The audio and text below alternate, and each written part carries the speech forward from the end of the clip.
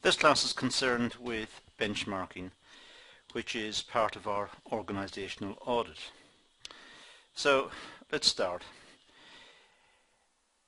Benchmarking, well, an organization may have a certain expertise that marks it off from its rivals. We would classify perhaps this expertise as a core competency, and that's the subject of a different video. But it may have a certain expertise. Now, benchmarking is a process of identifying an organization's ability to meet and beat the performance of its competitors. So it's a process of identifying. It identifies an organization's ability to meet and to beat the performance of its competitors. It's a search for best practice. It's a search for the best way of working, the best organizational design, the best technology. It's a search. And benchmarking is a way of comparing the performance of different companies who are engaged in roughly the same sort of activity. So there is comparability in the tests. You're able to compare one company with the next. The search for best practice, well, this could be the product or the way in which the product is produced and delivered. So the whole exercise of benchmarking may be focused on developing the product or the way in which the product is produced and delivered. The main aim of benchmarking is to understand and evaluate the current position of an organization in regards to best practice and how competitors can be overcome and weaknesses improved. So the whole idea of benchmarking is to find out what is going on, what is best practice in the industry, what's the best design, what's the current thinking, do some market research as well and see what customers think about this, and overall develop an understanding of best practice, and then try to use this to outcompete the competitors, to beat the competitors, to overcome any organizational weaknesses and to improve performance in the market. Benchmarking requires a business to look at the overall picture. It looks at its overall performance and tries to measure its overall performance with that of its competitors. It can take place in terms of an organization, the business, the industry, the region, or a country. In fact, benchmarking can happen at many levels. A region may benchmark its own performance in terms of the goods and services that the local authority provide and benchmark those against another local authority to see how well it's doing.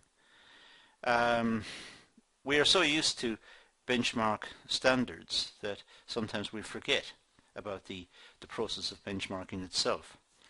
A police force in a local area may benchmark its performance against a police force in a different area.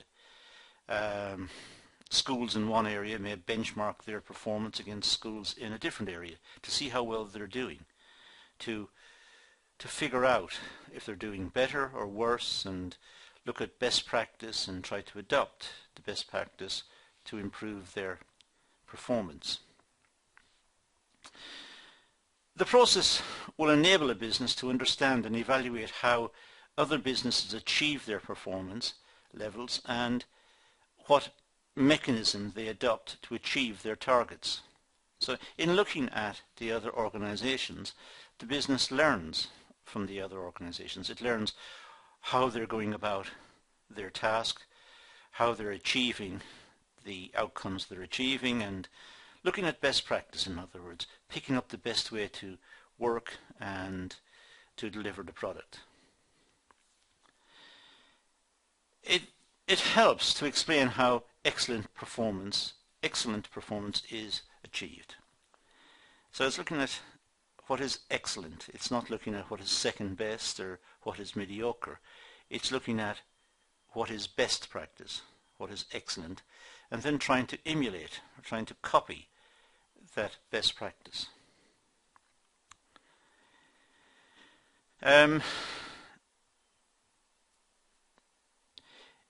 It's a continuous process. It never stops. For it to be effective, it has to be an ongoing activity which the business must adhere to in order to improve performance. So benchmarking is not a one-off exercise. Really, it should be an ongoing exercise, continually monitoring the environment, monitoring the competitors, looking at best practice, looking at the types of products they're producing, the types of innovations they're getting into, and learning from this and modifying the product and modifying the business's behavior and its delivery patterns, its product, its design, its efficiency, looking at the overall performance of the business versus its competitors and making improvements accordingly. It has to be continually monitored, improved and updated. Benchmarking doesn't just happen at a moment in time and is then forgotten about. It's a continuous process, monitoring, improving, updating. Now let's look at how to apply benchmarking. First of all, look into the existing business processes. Look at how the business produces the product and the design of the product and the delivery and so on. Just look at the existing business processes. Then understand and analyze the business processes of other organizations.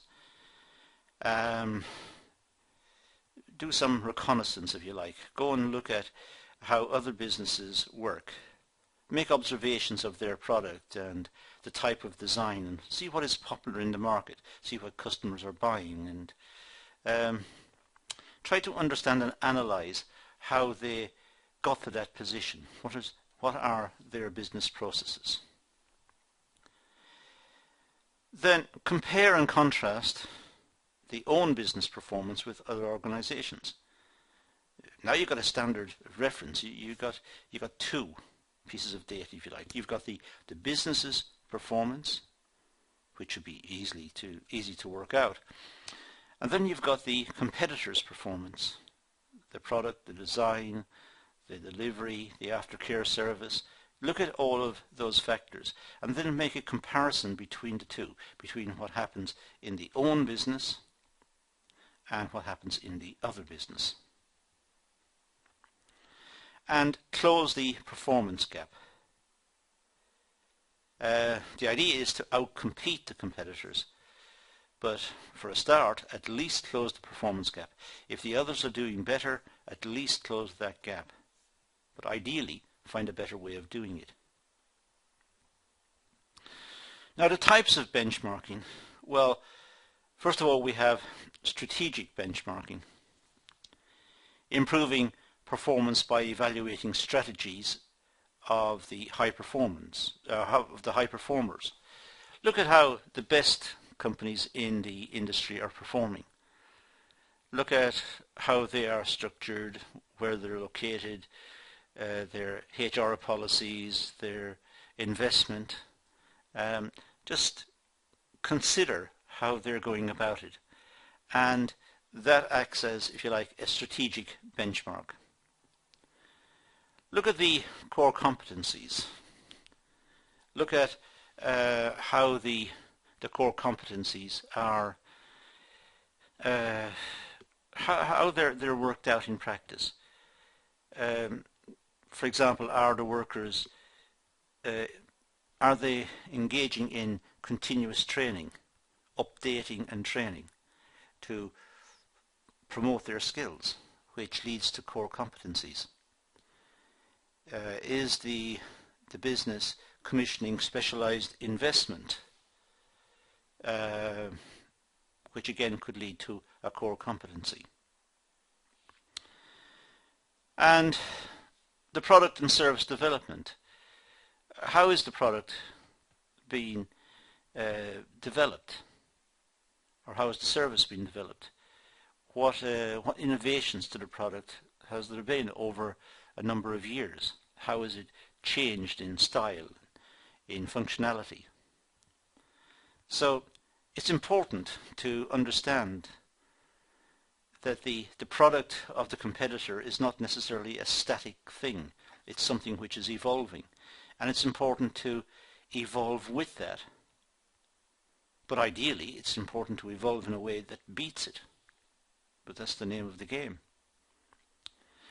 Also, the strategic benchmarking will look at the wider external environment. And this may include looking at government proposals for the industry. It may look at international competition. It may look at outsourcing. It may look at the law as it applies, perhaps in terms of employment or redundancy. It looks at various legal proposals that are currently under consideration. It looks at government expenditure on several sectors. It looks at education, indeed, how education is preparing students for lives in industry, and what is the local labour market like. So there are many factors in the external market that the company can't affect, I should say, directly, but which the company must take into account. It may be difficult to employ. It may be difficult to employ workers. It may be difficult to employ specialist machinery. It may all bubble down to cash flow. It may bubble down to finance. Does the business have sufficient finance to employ, or if you like, procure specialist machinery? Does it have the resources to train the workers? Does it have the resources to provide a good working environment?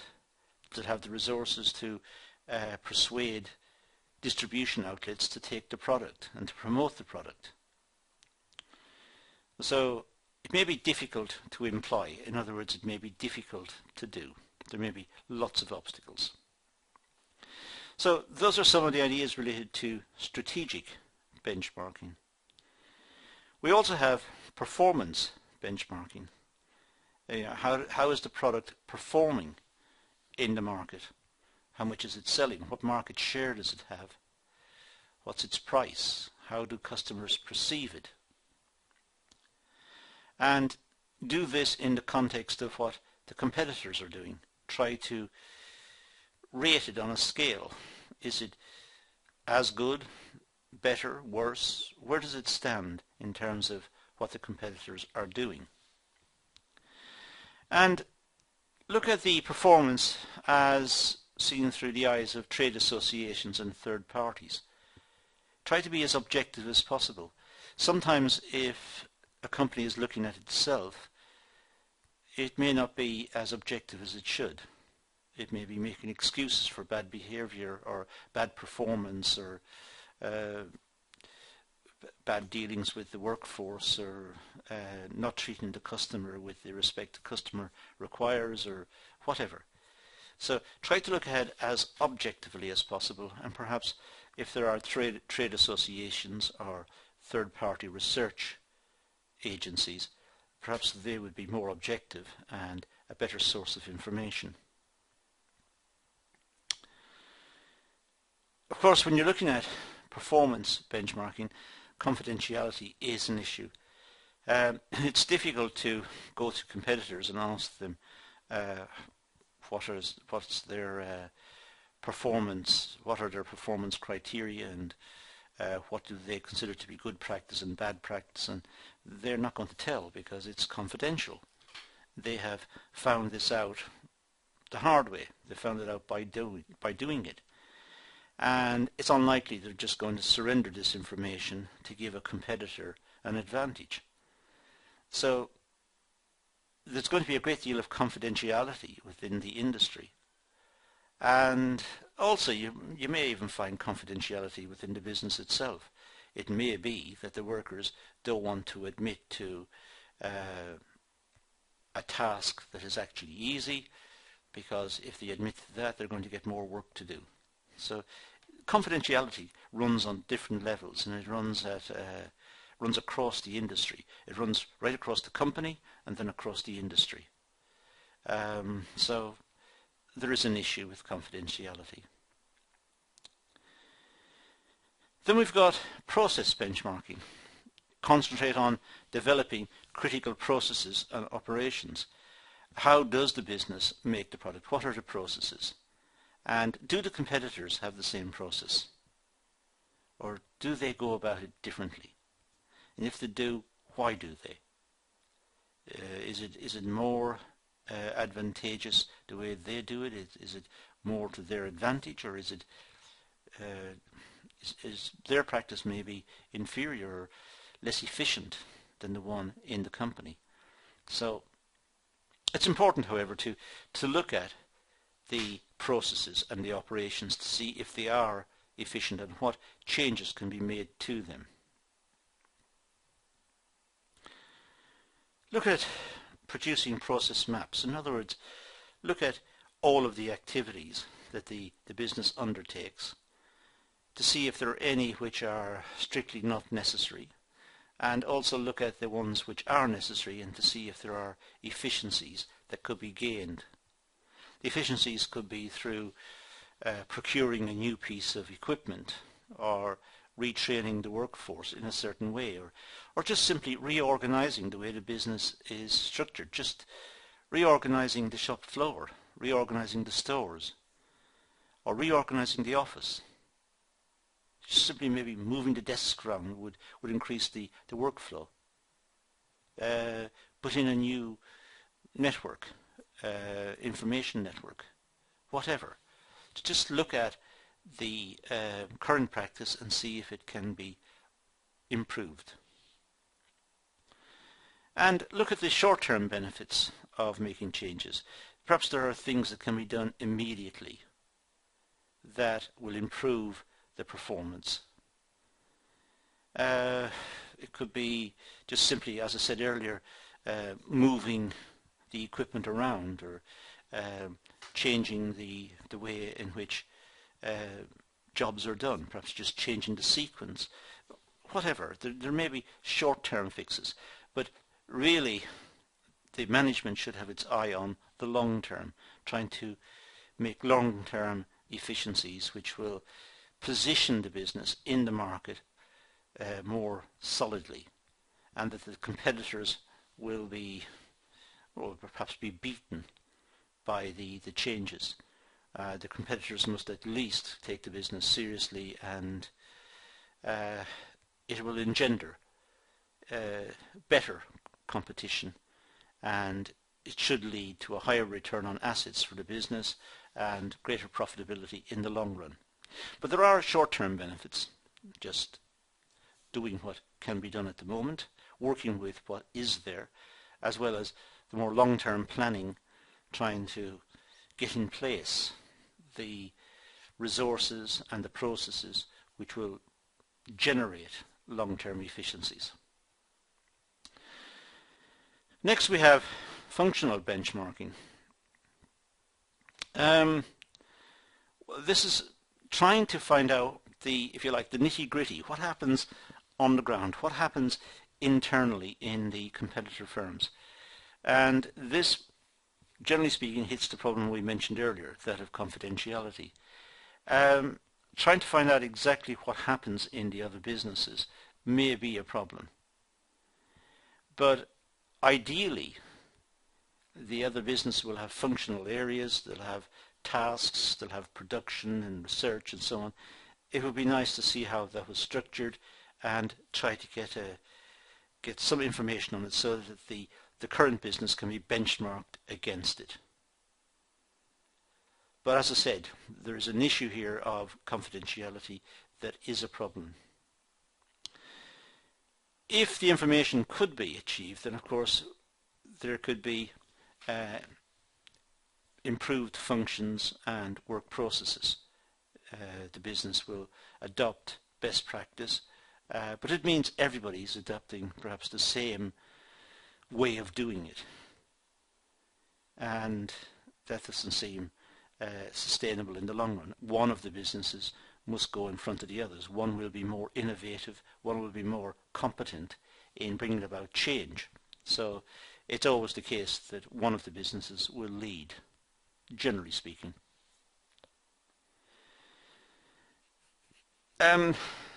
There's always a drive at the functional level to innovate, to find a new way of doing the process which will save on costs, save on time.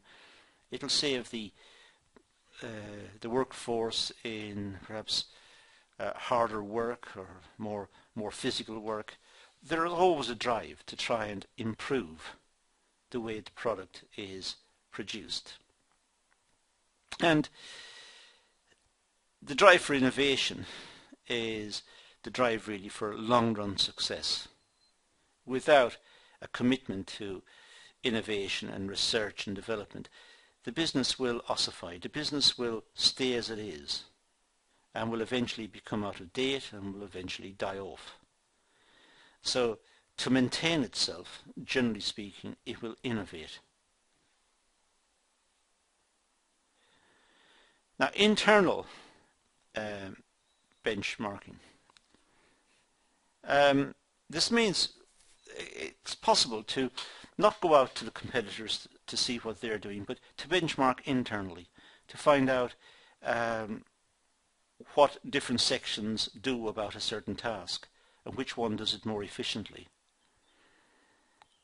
It's particularly useful if the organization is a little larger and it's making, let's say, several products.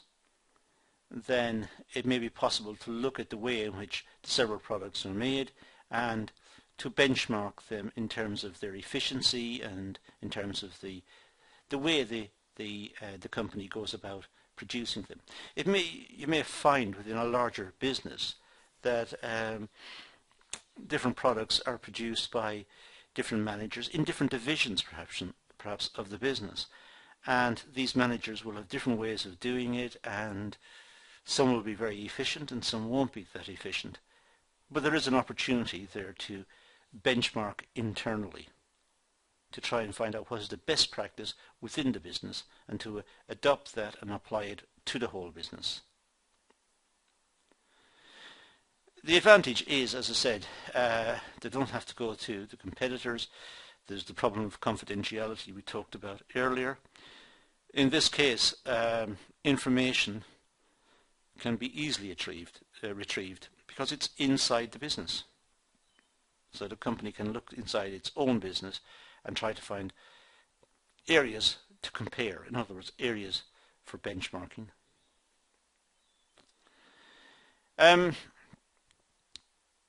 Although it is possible that in some companies managers may become protective of their sections and of their ways of working, and you may find that there is an element of, similar to a barrier to entry. Some managers may be reluctant to share information with other managers. They like to be the most efficient and they like to stay like that, and they don't want to divulge their secrets because it may affect their remuneration or their long-term promotion prospects or whatever. So you may find a little bit of hiding away within the business itself. So although internal benchmarking is a possibility, there may be an element of secrecy as well, and the management would have to flush that out, would have to determine it. But once the information is out and the company understands how one section is more efficient than the other and it's able to do this internal benchmarking, it's quite easy to apply it across the whole organization. It simply issues an edict or a directive to divisional heads to say that this function will be performed in the following way in future, simply because this is the best practice and this is how it's done in a certain division, and credit to them for having discovered this. So everyone's happy in a sense. The business benefits from a better way of doing it, and perhaps the division or divisional manager who came up with this better way of doing it gets credit for it and is quite happy as well. So internally it's possible, not just going out to competitors, it's possible to do it internally.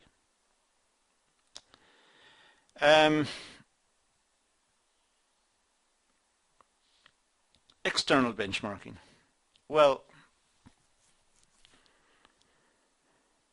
external organizations that have a reputation to be the best in class, these are the best ones to benchmark. There's no point in benchmarking failing organizations that are out there.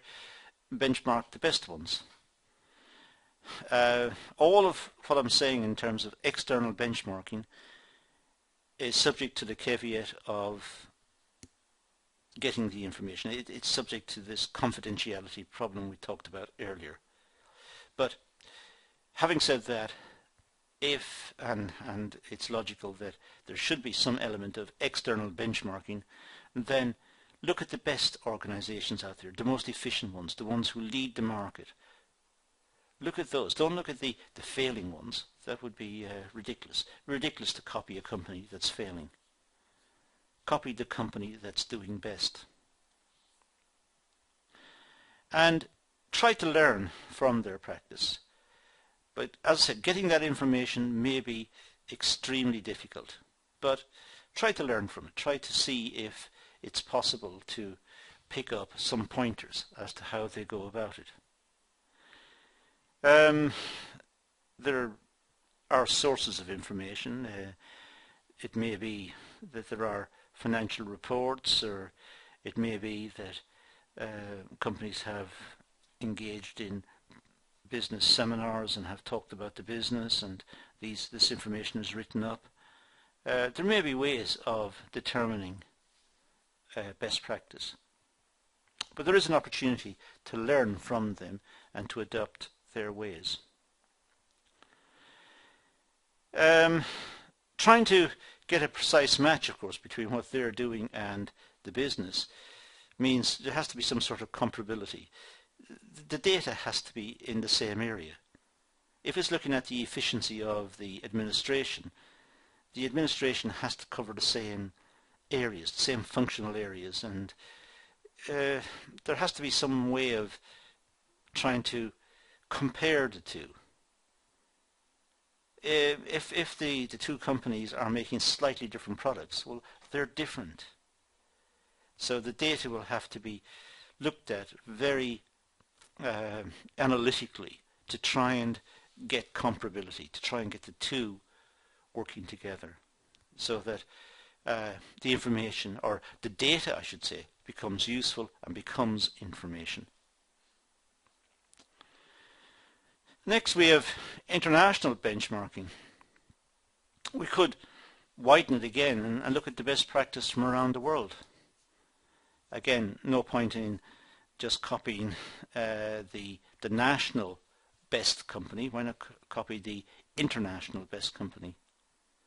Again, getting the information and confidentiality and all of that is a big issue, but having said that, the logic is, if you're going to copy the best, then copy the best. And the best may be a company in a different country.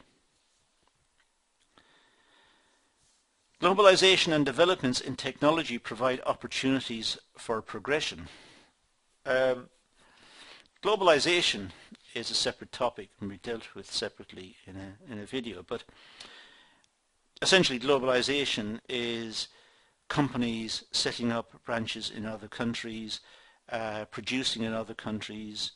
There's much more trade, much more movement of goods, movement of people as well, movement of capital between countries now than perhaps in the past. And this is all part of this globalization move, that companies see their marketplace as global. They don't see their marketplace necessarily as a particular country. And also, of course, the developments in technology, notably the internet and computer networks. These sort of developments have changed business considerably in the last maybe 20 years and are likely to continue to change business into the future. This means that there's more information about businesses available, and to some extent it's easier to research businesses. It's possible now to check who is making what in some remote part of China.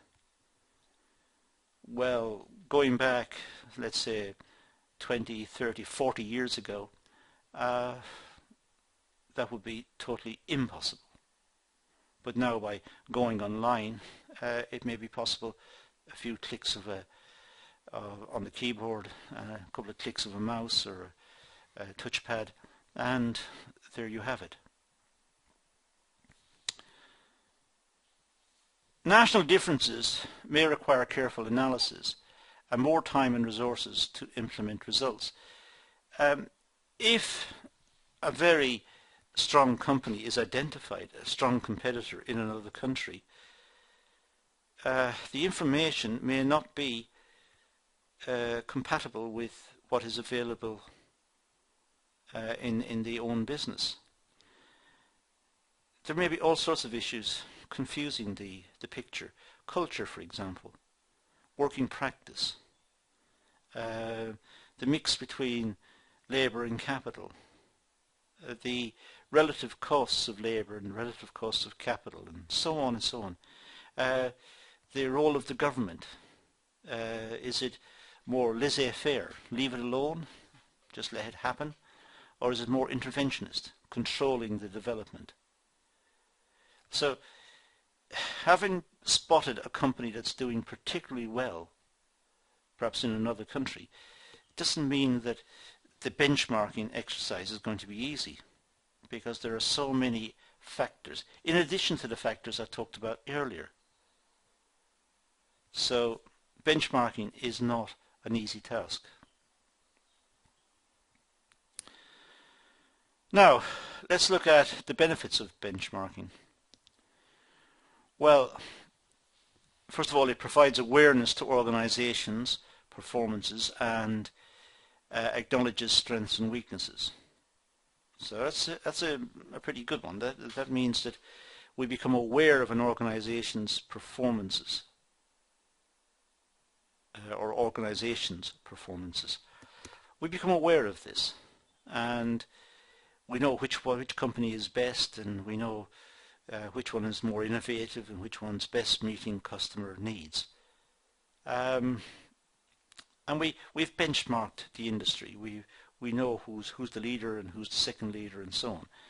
And that benchmarking process is beneficial. It can happen internally, as I said earlier, just benchmarking processes within the business to see which one is best. Organizations are learning from other organizations and from industries and markets.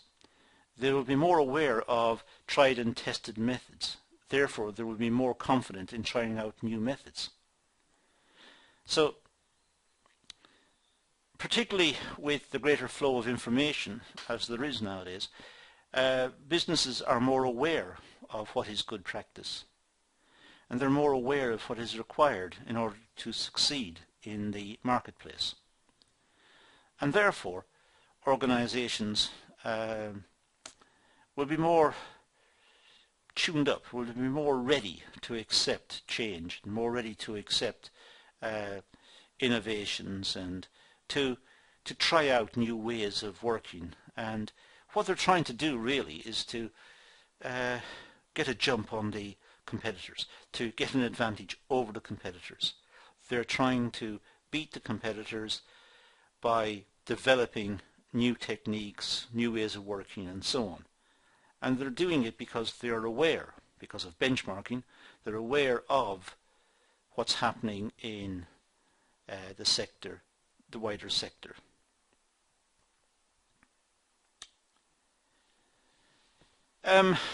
Benchmarking keeps staff involved and motivated, as benchmarking is an ongoing activity. The workers may be keen to see how well they're doing compared to workers in other companies or other parts of the company. So there may be rivalry, and this may keep the staff more motivated. They're more interested to see what's happening elsewhere and to try and beat that. So there's an element of motivation involved in the benchmarking exercise. It also encourages communication in teamwork by developing different solutions to problems. So once the workers know where they are because of the benchmarking exercise, they know that they're lagging behind this other company, let's say, they may form into teams and work more effectively to try and get different solutions to the problem, to try and beat the competitors. Back to the last point, they become more motivated, more energized and more dedicated to the tasks in front of them to try and achieve better sets of results. It provides the organization with an overall picture. They have a good understanding of the feature that facilitates the execution of good practice. Benchmarking enables the business to see what is good practice. What is the best way of doing this? And they can only determine what is the best way of doing this if they have benchmarked. If they've compared it to other businesses, how they did it, and to other parts of the business itself, how other managers are doing it. And so the whole process of benchmarking is try to pick up on what is best practice and apply it. But they can only do that, of course, if benchmarking takes place. It encourages good relationships and communications within the organization, because the workers are so fired up to do a good job because they want to beat the competitors, they want to secure their own employment, they want to work in a vibrant business, a profitable business, because perhaps they'll get higher remuneration, higher salaries, higher wages as a consequence. They're keen to succeed. So there's better communications and better working relationships within the business. So benchmarking facilitates that. Now let's look at a few last points about benchmarking itself. Just a few last points to round it off. First of all, benchmarking is a powerful management tool as it provides organizations with the opportunity to implement new methods, to acknowledge best practice and improve effectiveness. Well, that's what benchmarking does. It's a powerful management tool. It provides organizations with the opportunity to, first of all, look at what others are doing, learn from what they're doing, and make changes within the organization to improve practices within the business so they become best practice. So it's a powerful tool that has got big efficiency benefits if it's used effectively.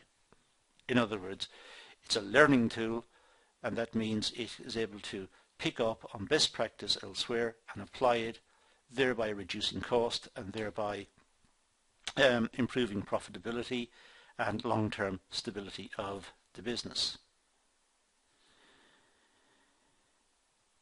It is a means of learning, developing, and opportunities to prosper as an organization.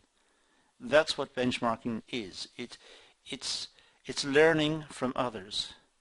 It's drawing comparisons with others and then learning from them and developing opportunities to promote the business, to make changes and promote the business in a way that's more efficient. It's better organized. It has better working relationships, and there is a sense that it is in the business to win. It knows it's in a race. Where it stands in the race can only be determined through benchmarking. So this is an important topic, and this really is all I want to say on the matter. It's actually quite a lengthy video, so I'd suggest when you're going back over it, stop it, wind it forward, wind it backwards, make your own notes, and do some research online into the topic as well. It's an important topic, and it's one which is powerful in its impact on improving business performance. But let's leave it for that for now and say thank you for watching.